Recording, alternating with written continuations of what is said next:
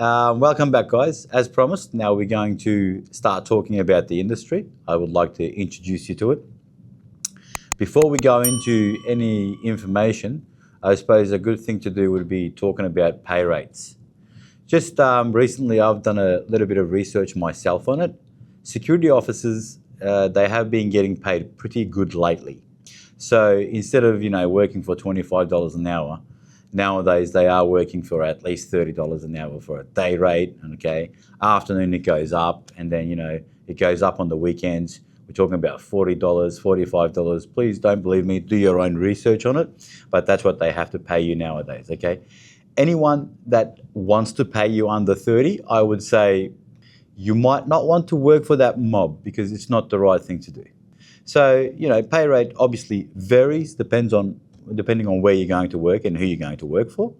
But just a couple of days ago, I've spoken to someone that works at the airport, and he's talking about $40, $49 an hour, $60 an hour on the weekends, etc. So it's pretty good.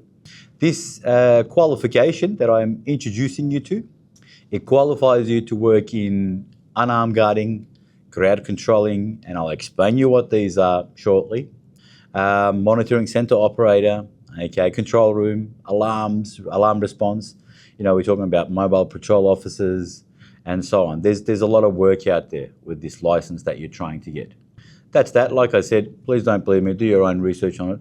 But I'm personally very happy to see that security officers and crowd controllers are getting what they deserve nowadays. So that's one thing to look at. I suppose as well as that, we have to get into the license application.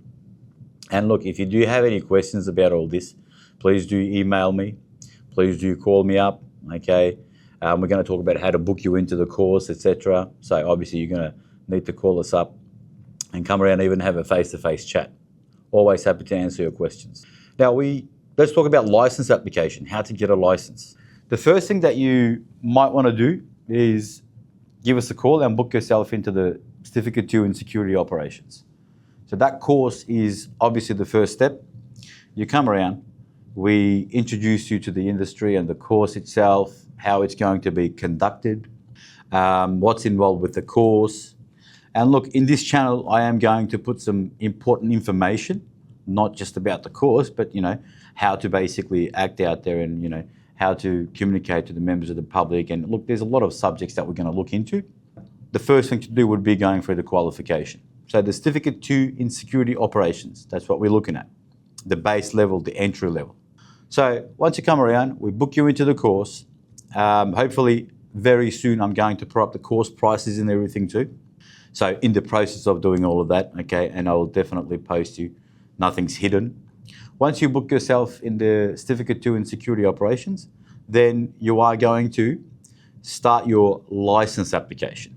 In order to work as an unarmed guard, a crowd controller, monitoring center operator, and a control room operator, you have to register yourself with Victoria Police. So Victoria Police gives you the license. In other states, it might be some other organizations. I'm not 100% sure on it, but we can definitely find out for you. And you can use this certificate and the license in other states. But you have to register yourself with every state that you move into as well. So it's pretty handy. So we open up our license application from Victoria Police's website. And how do we do that? Well, Victoria Police has got a website. The easiest way would be, I suppose, nowadays, just Googling the information. VicPol's website comes up. Once the main page of the website comes up, then you have to go into private security. So you find the private security on the home page, and then you click into it. Once you click into it, it's going to have a number of options. You will choose where it says Our Services. Once you click into Our Services, then you will find the e-online application. The e-online application is where you start your license application. In order to get your security license as a guard, you have to register that first. So what it does, it asks you a number of questions after you create your profile. So once you click into the e-online applications, it opens up this page and it will definitely say, create a profile for yourself. I can't take you any further than that because you'll have to create your own profile. It's the basic with the email and your password. I highly suggest that you use, the email that you use all the time. Okay, make sure it's accessible, there's no problems with it, you don't forget the password and that sort of stuff, because you're going to use it pretty often until you finish your course and get your license. So you have registered yourself with the profile, you got your profile up and everything. It's going to ask you a number of questions. This is the first step though, it's not the license application itself. So it'll ask you a number of questions. The questions being obviously your name, your surname, your address, and so on. But just to pay attention to this part very carefully, it is going to ask you what you're applying for. Let's not forget, you are applying for Private Security Individual Operator License. Must choose that option. Now, once you choose that option, it's going to ask you the categories that you're applying for. The categories are, with the Certificate 2, you're applying for Security Guard, Unarmed Guard, Control Room Operator, Monitoring Center Operator, and Crowd Controller. Let's not forget that. Security Guard, Unarmed Guard, Control Room Operator, Monitoring Center Operator, and Crowd Controller. Once you have chose all those categories, the options, then it is going to ask you to submit the first step of your application. So you obviously hit submit, and then it is going to email you the actual license application. So it might look, sometimes it takes 24 hours. I would say just be mindful of that. Don't rush into it. If it's not giving you something immediately, wait about 24 hours. It should send you your license application, and then you download that onto your computer. You can either print it and then fill it, or you can start filling it and then print it in the end. So you fill your license application. It is a lot of information. Please take some time to read it. Make sure you are reading it. Nowadays, nobody likes reading, and I understand that. We're living in a world that's a bit different than what it used to be. However, this one is very important to read. Read the instruction pages. In your license application, it is going to ask you the last 10 years of address and so on. Okay, and if you're from overseas, it is going to still ask you that. Try to remember your address. It might be an issue if you can't. So you have filled your license application, and then you are ready to apply. However, obviously you are waiting for your results of the Certificate 2 in Security Operations. Now, before we move on though, in your license application, you have 2 references you need to provide. These 2 references have to know you for 12 months or more. It's a tricky part. It is in the section 7C of the license application. So these references cannot just be anyone. That's the catch there. They have to be from certain occupations, and the occupation list on the license application in the section 7C. They have to say good things about you. Hopefully they do know you well and you get along with them. So they are going to be character references. Just to give you an example, it could be some doctors, lawyers, teachers, and pharmacists, and so on. So there's a massive list there. Please have a look. I'm pretty sure you'll find it. 2 written references. Now, again, critical information. The first reference, as well as filling the section 7C in the license application, they're going to fill the reference form. They're in there as well, following section 7C. What do? They fill the section 7C, and then they fill your reference part.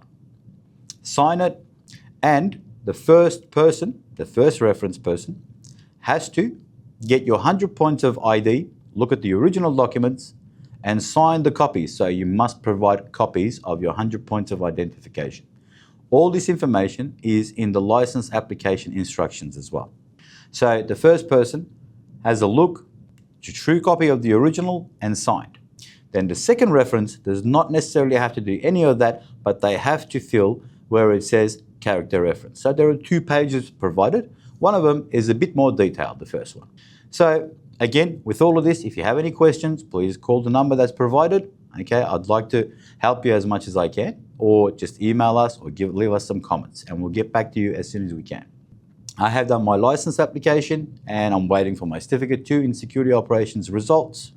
And we're going to book ourselves into fingerprints. Now, just recently, we have some changes made with the fingerprints. What it is, let me explain that to you first. In order to give you a license, Victoria Police wants you to do fingerprints and a national police check. So the national police check is obviously a criminal record check. Again, we're going to do that on Victoria Police's website. Go back to the homepage maybe, it'll make your life easier, Victoria Police homepage.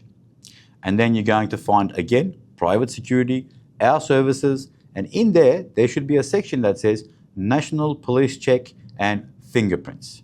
National Police Record Check, if I'm not wrong. So we're going to click on there, and once we click onto it, it is going to take us to the page where you make your fingerprints booking.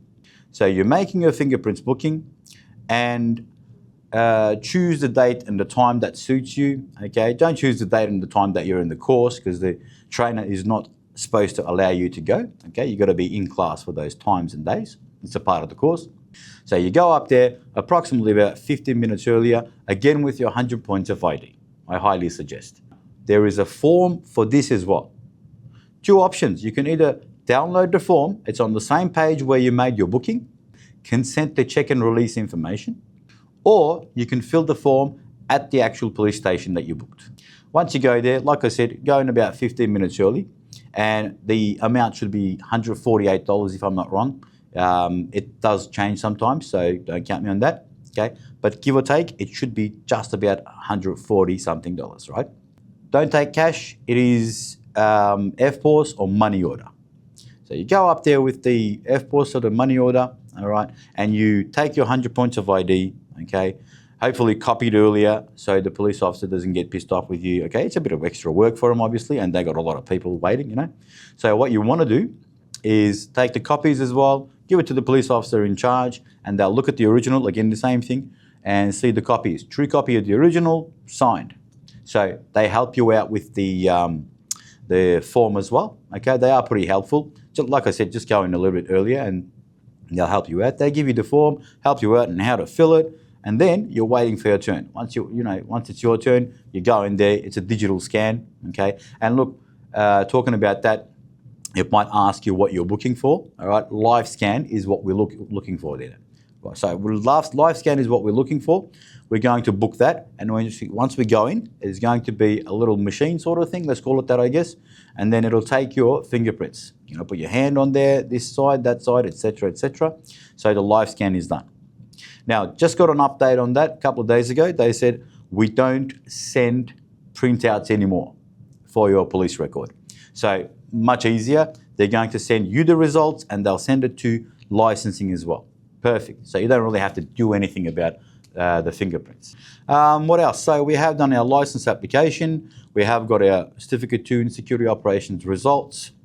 You have passed your course and all of that. And like I said, we're going to have another video about what the course is about and how to go by it. And we have done our fingerprints. Now you are ready to apply. So there is a PO box address on the license application. The PO box address, you will take it to the post office with your documents ready, and you again do your 100 points of ID, okay, all signed and everything. So you put them all in an envelope and put the PO box address that's provided by licensing. I would highly suggest do one of those paid services, so that they, express post or whatever it's called, so they give you a call when it's done. It arrives, and then they send you a letter saying, thank you for applying for your license, it's accepted, etc., etc., and it'll give you this payment thing. You go up to Westpac with your invoice, and you pay them some money. It should be around $500, $520 or something, guys. I can't exactly remember, and that's for 3 years, by the way. Tax deductible and everything too. Once you start working, you can just make that in a couple of days, by the way. So you take that invoice, go up to the Westpac, okay, and pay them the amount. Once you pay the amount, you go with that receipt to Vic Roads or the post office that's provided on the list, not just any post office. So you go to Vic Roads or one of those post offices that do passport photos and all, and then you basically done there. You get a ticket number, and then they call you up. You got your photo done, then you're basically done with them. So your photo there goes back to licensing electronically, and then your license gets printed, and then it gets sent to your address. Happy days. Now you're ready to work as an unarmed guard, crowd controller, monitoring center operator, and control room operator, and security guard. It gives you 4 or 5 categories, okay? Like I said, the opportunities are pretty wide out there. There's pubs and clubs you can work, work in, shopping centres you can work in, events, all right? It's pretty big at the moment, as you can appreciate with how the world is going. You know, things are getting a bit more dangerous in Melbourne. They do need more security guards, okay? And look, it's no rocket science, guys. Anyone can do it, okay? It's just a bit of training. So I'd like to hear from you so I can take you through the course, okay? That's pretty much it. Thank you.